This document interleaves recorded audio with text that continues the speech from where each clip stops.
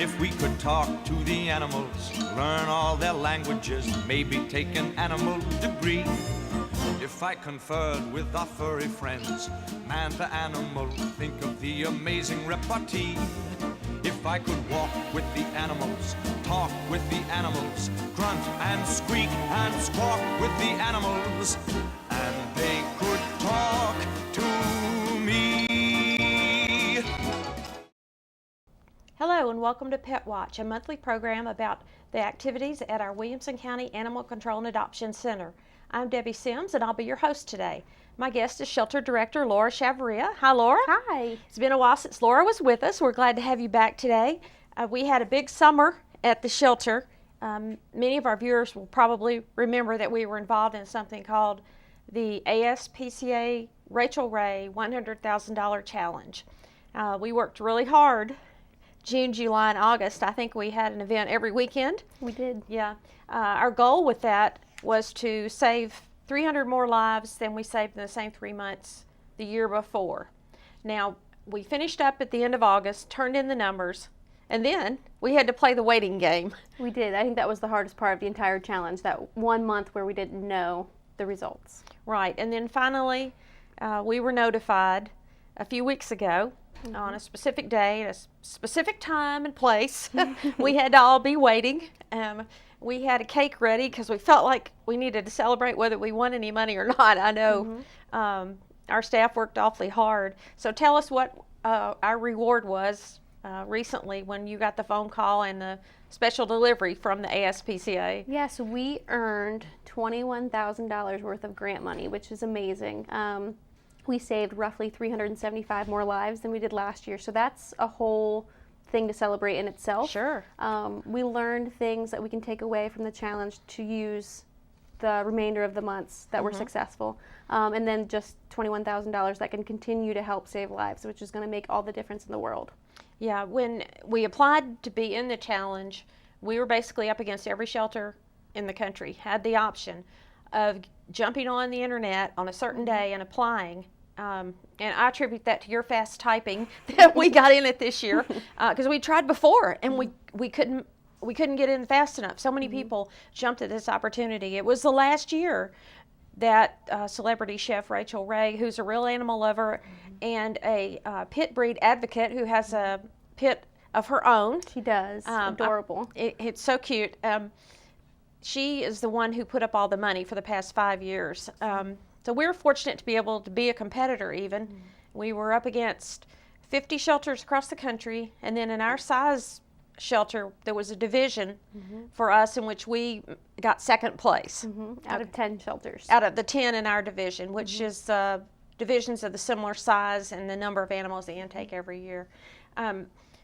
What did the challenge teach us? What did we learn, or what tactic did we try? Because we did just about everything. We did. We really thought outside of the cage. We did everything you can think of. And a lot of that goes to you. You work at Animal Control as well, and we did events every weekend. You know, we went out there in the community. We got sponsors that helped fund no-cost adoption fees. We did adoption events anywhere. Vet clinics, we had them at our shelter to bring people in from the community. Anything you can think of. And I think we can definitely continue those efforts in November, December, since they were so successful.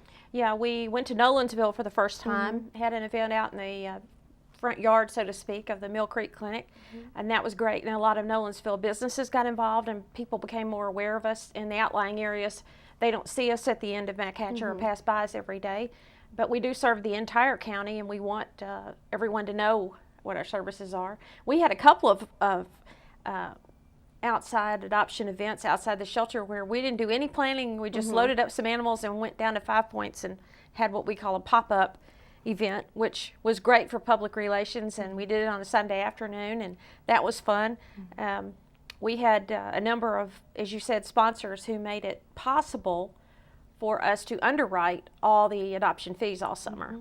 Now, there are people who believe that a no-fee adoption is not a good thing. Could you educate our viewers on why they are a good thing? Sure. We still have the same process. We go through a screening process to make sure that the adopters are committed. It's a lifelong commitment, that they can afford to care for the animal. We educate them about the breed or how much energy they have. So we still do those matchmaking processes. The fee doesn't change that procedure. So I think it's been just as successful. We've had the same amount of animals returned than we did when there was a fee. So I think the statistics prove that it was still just as successful than when we do have a fee. So the percentage of returns, which happen from time to time for various reasons, did not increase. Correct. And that means that the animals found a compatible household to live in. We have turned people away. If they can't meet the qualifications of providing their identification, their address, allowing us to call their landlord, if any of those pop up as no's, then that's a red flag for us, and we deny that adoption. So right. We have to make sure that we protect the animal and we make sure it's a good match. For example, if you wanted a high energy dog but you weren't very active, we want to make sure that we find something that's compatible with your lifestyle. So we did that even when we didn't have the no fee adoptions. And you know, one of the things that I really enjoyed about the summer was there was such intensity, and school was out, so the shelter was crowded. Everyone was busy. More dogs get loose in the summertime, so our officers are more busy returning animals to owners. And we had a lot of fun at the shelter with our movie theme. We named the animals after movie stars, and that was kind of fun when people would come to adopt, and we would have an animal named John Belushi, or who was some more that we had. We had everything in the Nicole Kidman. Nicole and Keith Kidman, Urban. yeah, Yep. Halle Berry. yeah. There were some really interesting ones. Charlie Chaplin. I mean, we hit every genre that we could think of. I think that kind of made it more fun for people. And one of the things that I was going to say that I found most meaningful was I saw people early in the summer and they didn't quite find the right animal, and they kept coming back because as adoptions go out the front door, we receive more animals in through our intake area, and they were back again. And there was one lady in particular that had lost her dog in an accident, and by the end of the summer, she found the right animal, and I was so happy for her because she kept coming in and she'd say, "Debbie, is there a little terrier today that's low energy that won't trip me up?" And by the end of the summer, it happened for her. So we made a lot of friends along the way, I think. We did. And we couldn't have done it without all the businesses. I applaud you for all your efforts, and I'm proud to be a part of the team at the shelter. And I know we had a great celebration. The mayor came over, and Judy Hayes, who was instrumental in implementing laws in this county to protect our animals, was there, and she's recently retired from the county commission, but it was awfully good to have that little intake of the cash reward for all our hard work. So what are some of the ideas you had when you submitted for the ASPCA grant? What are some of the things you think the money might be used for? So when we applied, we had to have goals set into place, how the money would be spent if we did earn it. The first thing is to obviously continue to save lives. That's our whole goal. So the first thing that we're going to do is to continue to help fund adoption events. We said that the getting into the community and doing the adoption events was successful. So we're going to spend some of that grant money to help do no-cost sponsors, or no-cost adoptions, or going out to a new location, or buying promotional products that can help get our name out into the community. So that's one way of spending it. A second way is to buy signage for the building. A lot of people are born and raised in Williamson County, but they don't know that we're there. So we are hoping to get some signage near the road that will help with that. And then to help fund spaying and neuter. We definitely want to help decrease intake. You just said that we had animals come through the back, whether it's coming in as owner surrender or as strays. We hope to help spay and neuter for the public so that we can see a decline in the animals that we take in annually. So hopefully that'll help save lives. Sure. And just to be clear, as a matter of policy, we don't let any animal be adopted from us that hasn't been spayed or neutered. But the program you're talking about is actually for the public who already have pets, who meet an income requirement. They can call our shelter and participate in the free spay-neuter program if they meet the criteria. So if anybody out there has a pet that's not been spayed or neutered, then we encourage you to be part of the solution and to not have an unwanted litter of kittens or puppies that you bring in and surrender to us, because that's a great deal of work, and it's exponential how many offspring they can produce. Let's move on to another success story. Recently, we calculated our save rate at the shelter, because you said our goal is always to save more lives. And what is the most recent, for last month, the save rate? Our save rate was 94%. So that means that we do everything in our power to either adopt out the animal or send it to a rescue. Our last path that we take is euthanasia, and that's only for animals that are either severely aggressive or severely medically injured or sick. Mm-hmm. So I like to say to people, we never euthanize for space, which many shelters in surrounding counties that don't have as good a system as we do, and a well-funded shelter that operates as well as ours, they do euthanize for space in those counties, and we do not. And that brings me to my next point, which was one that's come up recently, is people find dogs or cats that are loose, and then they get on Facebook and they say, I found this little puppy. What does anybody know whose it is? And I like to respond and say, hey, the best place to go if you find or lose a pet is the shelter. Now tell us why the shelter is the absolute best place to consult or bring the animal to. We are the first place people come and look for their lost or missing pet, and that's the most heartbreaking thing, to see people come looking for their lost pet. So we encourage people to bring the animal to us. We can hold it for the 5-day holding period to give that owner a chance to claim it. If it's unclaimed and the finder wants to adopt it, we will spay and neuter it, do all the medical vaccinations, microchip it at no cost, and they can adopt it back out. We do that courtesy for finders. So it's a win-win for everybody. Right, and also if the animal that you find has a Williamson County rabies tag, we can find the owner immediately when you bring it in, or if it's been microchipped, we'll scan it for a microchip. So you don't have to go and pay a veterinarian's office to do that. You can bring the animal to our shelter, we'll scan it right away, and most of our strays do get reunited. They're either habitual fence jumpers or run away from the house sitter. We call them frequent flyers. Frequent flyers. There's some that we know well. Yes. Yeah, and anyway, I just want to encourage people, as you learn more about the shelter, you will learn that it is a positive place to go. If you lose your animal, chances are good that we might have it.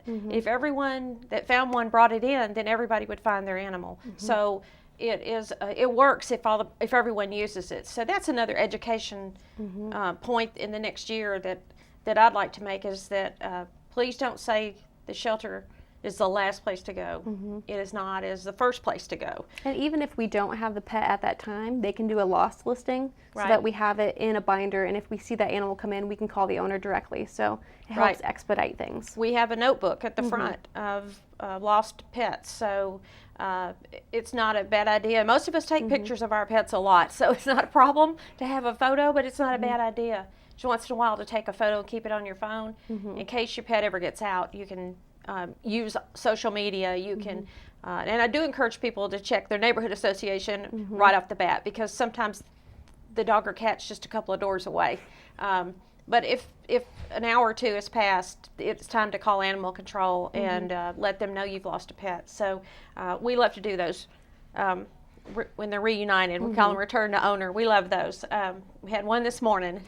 He looked kind of guilty when his parents came and got him. He's in trouble. They were like, "Where did you go?" He was having fun. He was back in the back eating his breakfast, and now he's back home. Another program that we've worked on for the past year is something called TrapNeuter Release. It's a feral cat or barn cat program. We call it TNR. Tell us about that, and who can participate in this program, and what do you do for the cats? It is a program that is funded just by grants. We received it through PetSmart, and it's for the spaying and neutering of feral cats, which are cats that are wild. They're not socialized. They're not your normal indoor cat that's a pet. It's also opened up to community cats, which could be a barn cat that's a mouser. So we open it up to them. If someone's interested, they can bring in their feral cat to us or give us a call so we know that you're coming. And we would schedule it for a spay and neuter appointment. We would vaccinate it for rabies, and we would ear tip it, which is just tipping the ear, which is the universal sign for a feral cat. And we would give it back to you so it would be sterilized back on your property. So that when you see it, you know that one's already been spayed or neutered.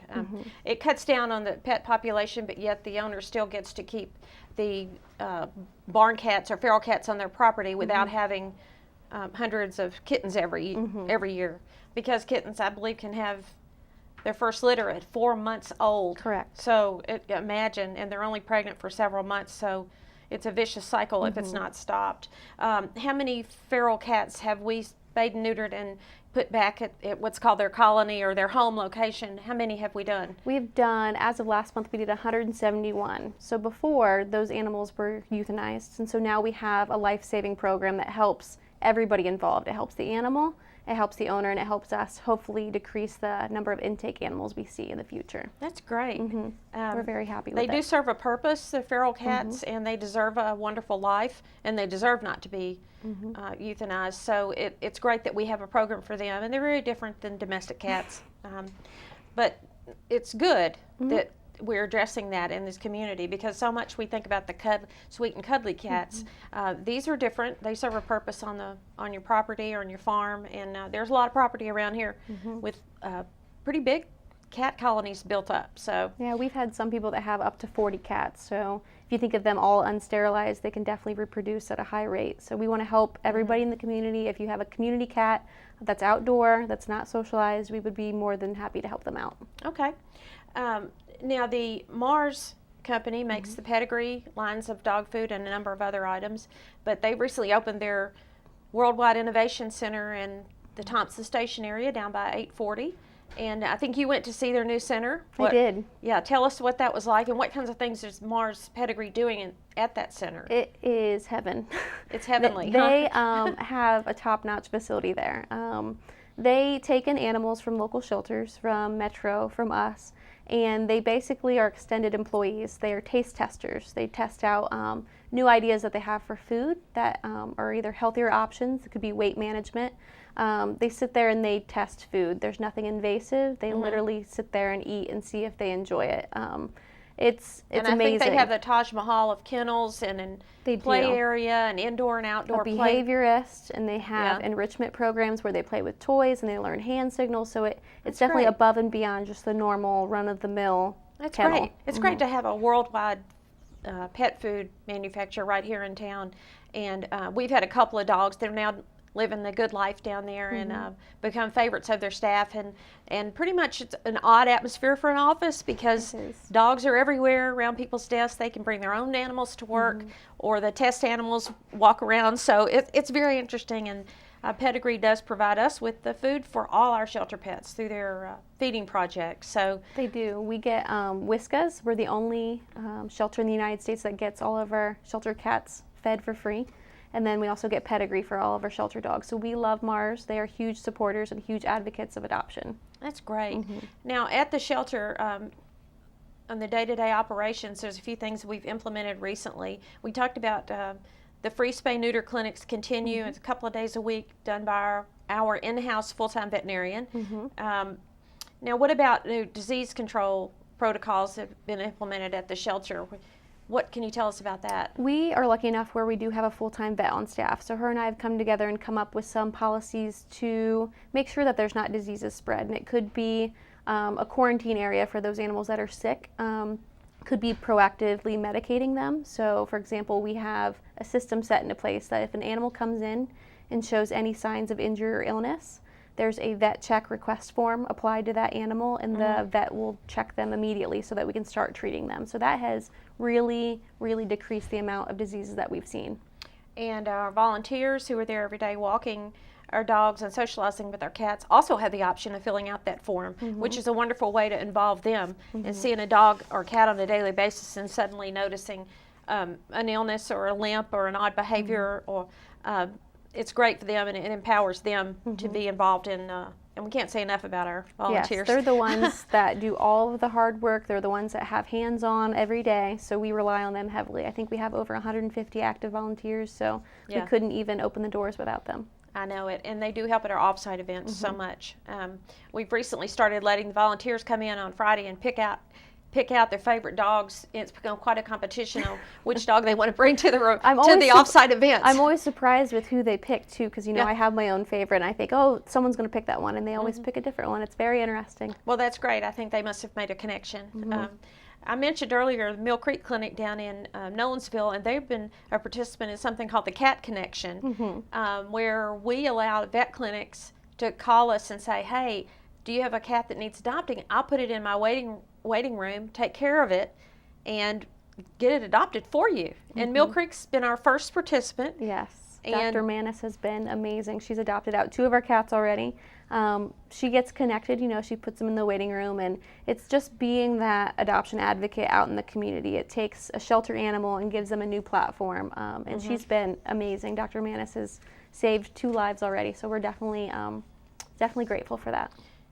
We've also been working with a group called Fetching Freedom that trains dogs to help victims of post-traumatic stress disorder, and with the diabetic dog therapy group here in town. And both of those groups have pulled animals from us, and that's another special connection too, is it not? Yes, there's certain dogs that can definitely be a therapy dog. They have to be smart, and they have to be able to take that emotional stress off that person. So there's definitely a screening process that they do, and we are thankful that they've pulled 2 so far. So it's interesting to see them go through the training and what kind of difference they're going to make in a person's life.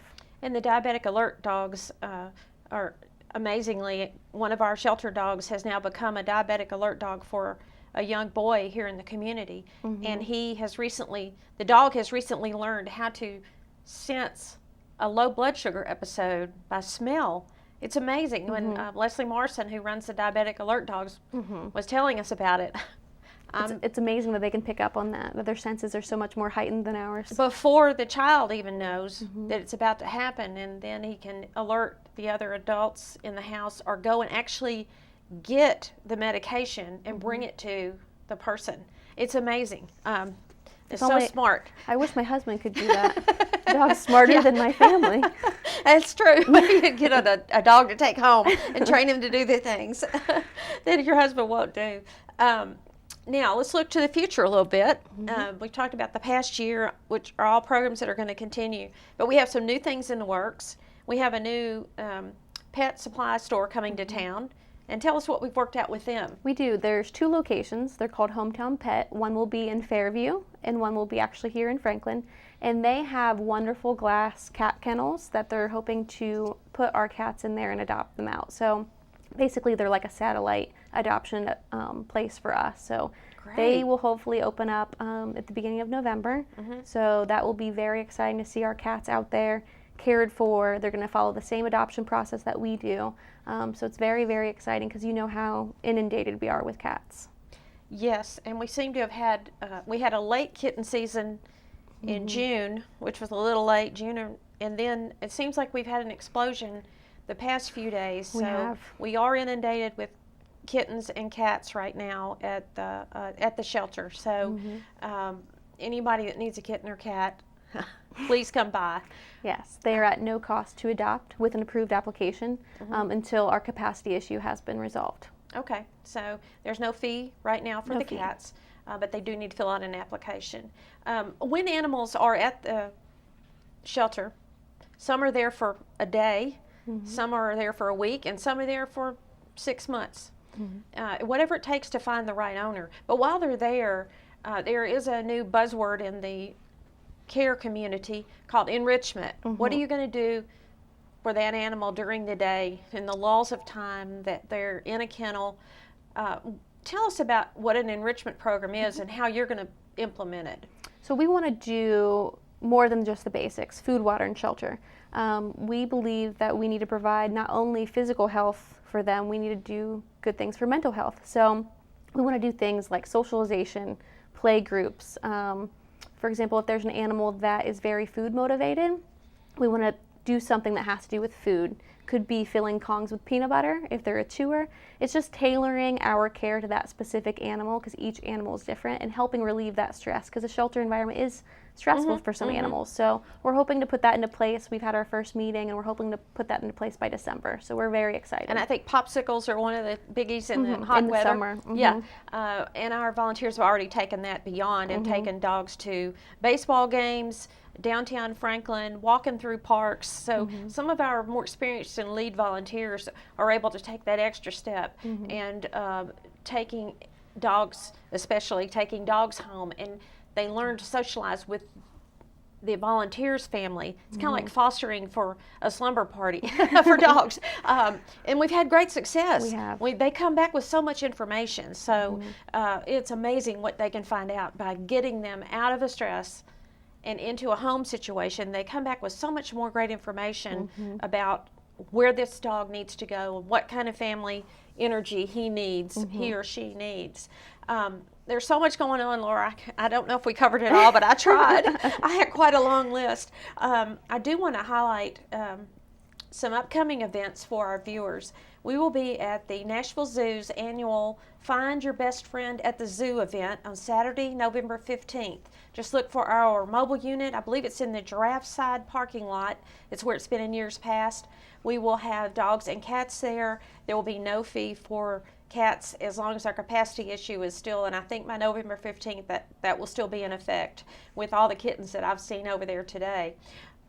Also through the months mid-November through January, the Darrell Waltrip Subaru dealership here in town is having something called Subaru Share the Love, and we are an authorized recipient for anyone who purchases a new Subaru can specify that a donation made by Darrell Waltrip Subaru will go to the Williamson County Animal Shelter. So if you're in the market for a Subaru, be sure if you make your purchase during that Share the Love event that you choose us as your recipient. We would appreciate that so much. And November, our special is Adopt a Senior Pet Month. All senior dogs and cats are $20. Plus, if you're over 55, there is no fee at all for any adoption that you make, and no fee for the cats right now. We will be closed on Thanksgiving Day, Thursday, November 27th, but we'll have our own Black Friday event the day after that, November 28th, and Black Saturday, November 29th. We'll have special pricing on black pets, which are often the last ones adopted. We'll be open our regular hours on that Friday and Saturday right after Thanksgiving. If you're planning to shop online for the holidays, which I heard this morning that about 50% of Americans will do this year, the number just keeps growing, you can go to a site called adoptashelter.com. It's a portal, and you just pick our shelter as a beneficiary, and then you go shopping at the regular sites that you're used to, like Amazon and so forth. And we benefit with a donation from whatever store you purchase from. It doesn't come out of your pocket at all. That's adoptashelter.com. And we're having one more Logan's Raise the Stakes night, Monday, November 17th. If you eat at Logan's that night, our shelter will receive a donation. We've made $1,600 just by eating at Logan's this year. So that's been a great partnership. We are located at 106 Claude Yates Drive, which is right next to Franklin High School. We're open Monday through Friday for intake. That's if you find an animal, you bring it to us from 8 a.m. to 6 p.m. Monday through Friday. And for adoptions, we open at 10 a.m. and close at 6 p.m. Monday through Friday. And Saturday, we're open from 11 to 3. You can call us at any time at 790-5590. Laura, I want to thank you for bringing us up to date on this exciting year and the exciting award you got from the ASPCA. And we'll look forward to seeing the evidence of how we spend that money, maybe the next time we get together with our guests. If you'd like to, friend us on Facebook. That's the best way to keep up with everything we do at the Williamson County Animal Shelter. I hope to see you again next time on Pet Watch. If we could talk to the animals, learn all their languages, maybe take an animal degree. If I conferred with our furry friends, man to animal, think of the amazing repartee. If I could walk with the animals, talk with the animals, grunt and squeak and squawk with the animals, and they could talk to me.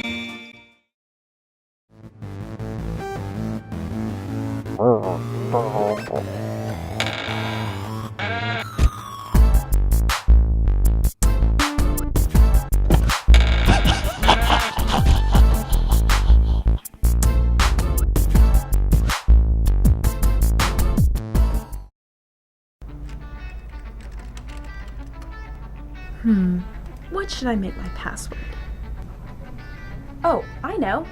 I'll make my password password. Passwords should be unique, private, non-personal, and secure. use more than one word, use different character classes, use symbols and numbers, and use multiple passwords for different sites. And always remember never to share your passwords.